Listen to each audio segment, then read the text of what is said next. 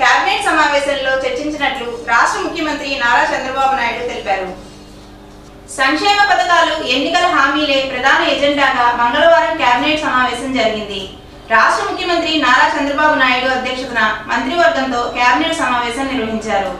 Cabinet సమావేశంలో రాష్ట్రానికి సంబంధించిన పలు కీలక అంశాలపై సుదీర్ఘంగా 2 గంటల పాటు చర్చించారు. ముఖ్యంగా ఎన్నికల సమయంలో ప్రజలకు ఇచ్చిన హామీల మేరకు ల్యాండ్ టైటిలింగ్ యాక్ట్ రద్దుపై కేబినెట్ ఆమోదం తెలిపింది.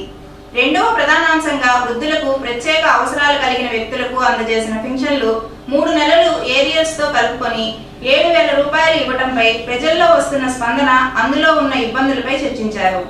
ఉచిత ఇసుక పాలసీలో ఉన్న సమస్యలు, ఇంకా ప్రజలకు తక్కువ ధరకు ఇచ్చే అంశాలపై మంత్రివర్గంలో చర్చించినట్లు తెలుస్తుంది. మద్యం ధరలు ఇతర రాష్ట్రాలతో పోల్చుకుంటే మన రాష్ట్రంలో అధికంగా ఉండటంపై చర్చ కొనసాగింది. నూతన మద్యం పాలసీని తీసుకొచ్చేందుకు చర్చించారు. గత ప్రభుత్వం ప్రవేశపెట్టిన ఓట్ ఆన్ అకౌంట్ బడ్జెట్ నెలాఖరుతో ముగుస్తున్న నేపథ్యంలో ఆగస్టు 1 నుంచి 2 నెలల కాలానికి బడ్జెట్ పొడిగింపు ఆర్డినెన్స్ కు ఆమోదంపై చర్చించారు.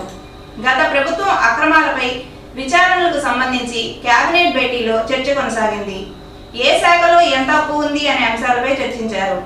ఇప్పటికే 4 శాఖలకు సంబంధించిన శ్వేతపత్రాలను విడుదల చేయడం జరగగా మరో 3 శాఖలపై శ్వేతపత్రాలు విడుదల చేయాల్సి ఉంది. భూ కబ్జాల నిరోధానికి ల్యాండ్ గ్రాబింగ్ ప్రివెన్షన్ యాక్ట్ కు తీసుకొచ్చే అంశంపై కేబినెట్లో చర్చించారు. ఈ నెల 22 నుండి అసెంబ్లీ సమావేశాల నిర్వహణపై కేబినెట్ భేటీలో నిర్ణయం తీసుకునే అవకాశం ఉంది. ఆగస్టు 15 నుండి రాష్ట్ర వ్యాప్తంగా ఏర్పాటు చేయనున్న అన్నా క్యాంటీన్ నిర్వహణపై కేబినెట్ లో చర్చించి ఆమోద ముద్ర వేయడం జరిగింది. రేషన్ మాఫియా, ఇసుక మాఫియా, మద్యం మాఫియాలపై సుదీర్ఘ చర్చ కొనసాగింది.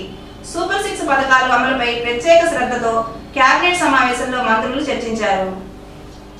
జాతీయ కుష్టు నివారణ దినోత్సవాన్ని ఈ నెల 18